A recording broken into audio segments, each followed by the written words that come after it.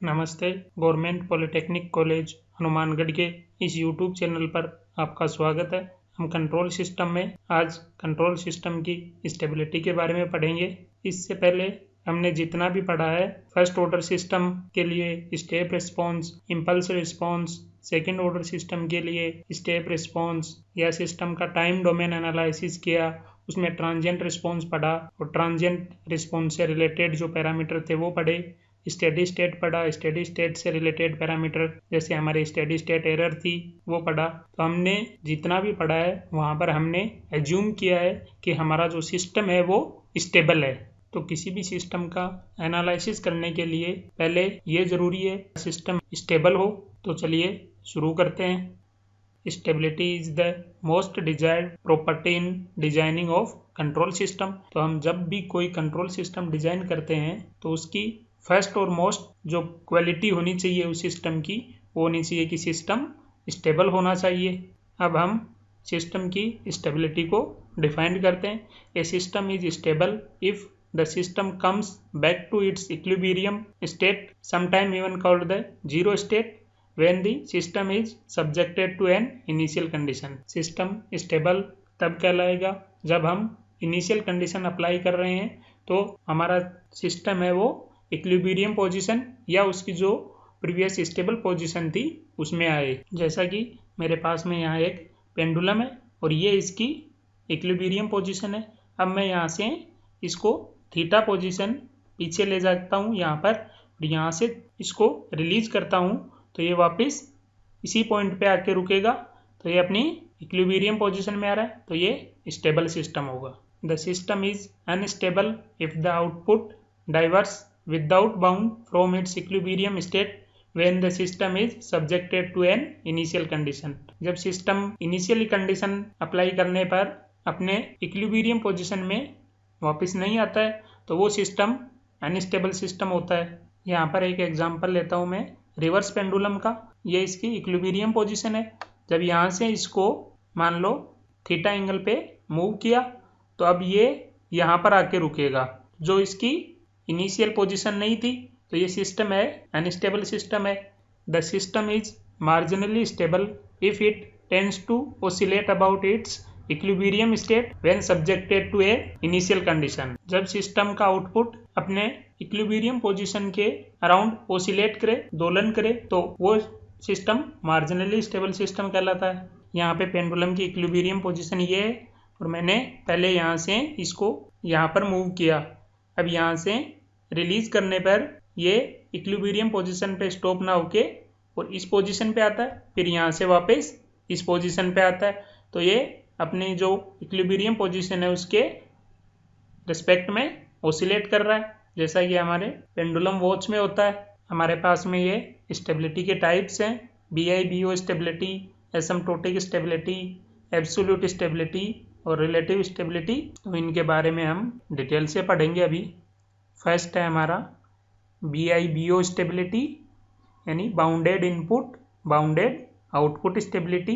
तो stability depend करती है कि हमारे इनपुट सिग्नल का नेचर क्या है और इस सिग्नल के लिए हमारा जो सिस्टम है वो कैसे बिहेव कर रहा है। तो हमारे इनपुट में स्मॉल चेंज होने पर आउटपुट में भी स्मॉल चेंज होने चाहिए। अगर आउटपुट में बहुत ज़्यादा चेंज हो रहा है तो वो एक्सेप्टेबल नहीं है। तो पहले हम देखते हैं कि बाउंडेड सिग्नल क्या होता है। तो a signal having finite amplitude at every instant of time is bounded signal. वह सिग्नल जिसका एम्पलीट्यूड है वो टाइम के हर इंस्टेंट पे फाइनाइट वैल्यू हो तो वो बाउंडेड सिग्नल कहलाता है। जैसा कि हमारे पास में ये ग्राफ है, e⁻⁻80 एक्सपोनेंशियली डिके ग्राफ है। तो ये बाउंडेड सिग्नल है। ये हमारे पास में u(t) सिग्नल है। ये भी एक क्या है हमारे पास में बाउंडेड सिग्नल है। Unbounded signal, A signal having infinite amplitude at least one instant of time is unbounded signal. कि समय के किसी भी एक इंस्टेंट पे आपका जो सिग्नल है वो इनफाइनाइट एम्पलीट्यूड रखता है तो वो आपका अनबाउंडेड सिग्नल होता है। जैसे यहाँ पे ये ग्राफ है, ये e⁻80 का ग्राफ है, तो ये अनबाउंडेड सिग्नल है। BI/BO स्टेबिलिटी का क्राइटेरिया कि सिस्टम स्टेबल तब होगा जब आप बाउंडेड सिग्नल इनपुट पर अप्लाई कर रहे हो और आपका सिस्टम का आउटपुट है वो भी बाउंडेड सिग्नल ही आता है, तो सिस्टम स्टेबल होगा। A system is unstable if for any bounded input signal the system output unbounded signal. System अगर किसी बाउंडेड सिग्नल के लिए अनबाउंडेड सिग्नल देता आउटपुट में तो वो अनस्टेबल सिस्टम होगा। माना कि हमारे पास में 10 इनपुट सिग्नल है और उनमें से सिस्टम है वो नो बाउंडेड इनपुट सिग्नल के लिए बाउंडेड आउटपुट सिग्नल दे रहा है, लेकिन 10th नंबर का है बाउंडेड इनपुट सिग्नल दे रहे हैं हम, और उसके लिए अगर सिस्टम अनबाउंडेड आउटपुट सिग्नल दे रहा है तो वो सिस्टम हमारा स्टेबल नहीं होगा, अनस्टेबल सिस्टम ही होगा। हम इसको मैथमेटिकली समझते हैं। हमारे पास में एक सिस्टम है तो उसका आउटपुट है सी ऑफ एस, जो हमारे पास में जी ऑफ एस और आर ऑफ एस का प्रोडक्ट होगा। जी ऑफ एस उस सिस्टम का ट्रांसफर फंक्शन है और आर ऑफ एस उस सिस्टम के लिए इनपुट सिग्नल है। तो हम रिस्पॉन्स टाइम डोमेन में फाइंड करेंगे तो सी ऑफ एस का इनवर्स लाप्लास फाइंड करेंगे। हम सी ऑफ टी को कन्वोल्यूशन थ्योरम, जो कि हमने डायनेमिक एरर कोफिशिएंट में पढ़ा है, कि according g of t convolution with r of t के फॉर्म में लिखेंगे और वहाँ से हमारे पास में सी ऑफ टी की वैल्यू आ जाएगी integration 0 to infinity g tau r t minus tau into d tau. Input है वो क्या कर रहे हैं, हमारा बाउंडेड है, तो बाउंडेड इनपुट के लिए एक फाइनाइट मैग्नीट्यूड होगा तो वो इस कंडीशन को सेटिस्फाई करेगा और आउटपुट सिग्नल का मैग्नीट्यूड हमारे पास में ये होगा। तो एम तो हमारे पास में इनपुट सिग्नल का मैग्नीट्यूड था। अब अगर आउटपुट हमारा बाउंडेड होगा तो उसका मैग्नीट्यूड है वो फाइनाइट होगा, लेस देन इन्फिनिटी। तो हमारे पास में उस कंडीशन को सेटिस्फाई करने के लिए इस फंक्शन का मैग्नीट्यूड है वो लेस देन इन्फिनिटी होना चाहिए। तो हमारे पास में integration 0 to infinity g tau d tau है वो लेस देन इन्फिनिटी होना चाहिए, और ये होता है सिस्टम के लिए इम्पल्स रिस्पॉन्स। किसी सिस्टम के लिए B I B O stable होने के लिए उसका इम्पल्स रिस्पॉन्स है वो एब्सोल्युटली इंटीग्रेबल होना चाहिए। इंटीग्रेबल का मतलब है कि जी ऑफ टाउ का आपके पास में इंटीग्रेशन पॉसिबल हो और उसका जब लिमिट 0 to इन्फिनिटी इंटीग्रेशन करें तो एक फाइनाइट वैल्यू आनी चाहिए। जो हमारे जी ऑफ टी फंक्शन का नेचर है वो डिपेंड करता है जी ऑफ एस फंक्शन के पोल पर। जी ऑफ एस हमारे पास में ट्रांसफर फंक्शन है तो उसके पोल पे डिपेंड करता है, और वो रूट्स होते हैं characteristic equation Q of S के। तो सिस्टम के जो पोल्स हैं उनकी लोकेशन के आधार पे सिस्टम की स्टेबिलिटी चेक की जाती है। तो जब हमारे पास में क्यू ऑफ एस के रूट्स हैं वो सभी रूट्स का रियल पार्ट है वो क्या है, नेगेटिव होगा, तो वो एस प्लेन में लेफ्ट हैंड साइड में आएंगे। यहाँ पे ये एस प्लेन है तो उस कंडीशन में हमारा output g of t bounded होगा और इंटीग्रेशन करेंगे वो भी फाइनाइट आएगा, तो हमारा सिस्टम होगा वो स्टेबल होगा। जब हमारे पास में किसी भी एक रूट का रियल पार्ट अगर पॉजिटिव है यानी कि पोल की लोकेशन है वो एस प्लेन में राइट हाफ प्लेन में है, तो हमारे पास में जी ऑफ टी है वो अनबाउंडेड होगा और इंटीग्रेशन की वैल्यू इनफाइनाइट आएगी, तो सिस्टम अनस्टेबल होगा। जैसा यहाँ पे ये इसका इम्पल्स रिस्पॉन्स है।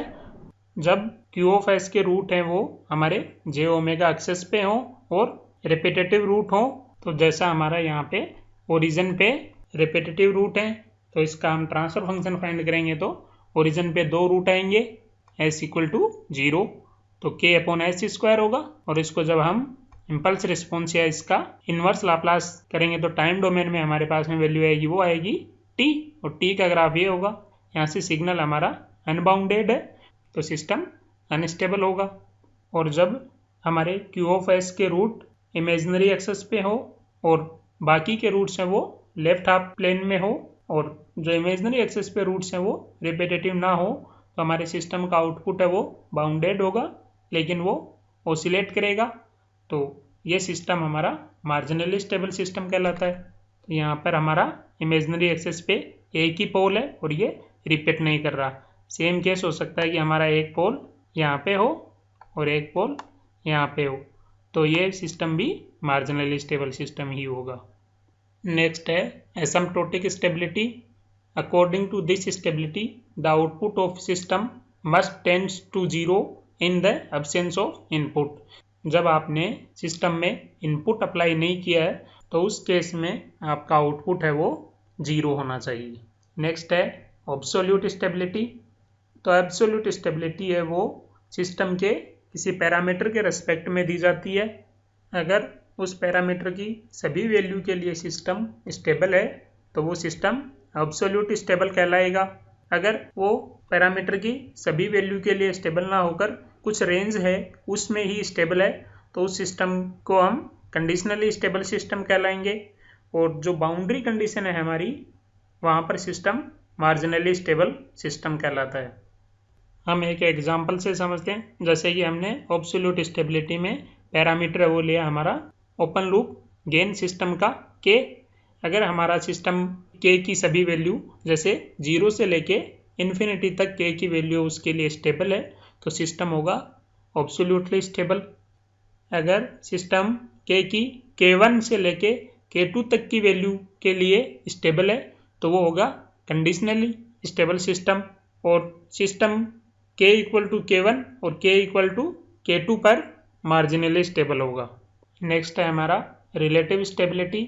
तो रिलेटिव स्टेबिलिटी किसी सिस्टम की किसी दूसरे सिस्टम के रेस्पेक्ट में स्टेबिलिटी के बारे में बताता है कि उस सिस्टम के कंपेयर में हम जिस सिस्टम का कंपैरिजन कर रहे हैं वो स्टेबल है या अनस्टेबल है। तो रिलेटिव स्टेबिलिटी में हम कुछ पैरामीटर्स होते हैं उनका कंपैरिजन करते हैं। तो टाइम डोमेन में हमारे पास में सेटलिंग टाइम और पीक ओवरशूट TS और परसेंटेज MP है पैरामीटर। और जब फ्रिक्वेंसी रिस्पॉन्स में बात करें तो हमारे पास में गेन मार्जिन और फेज मार्जिन है पैरामीटर्स रिलेटिव स्टेबिलिटी फाइंड करने के लिए।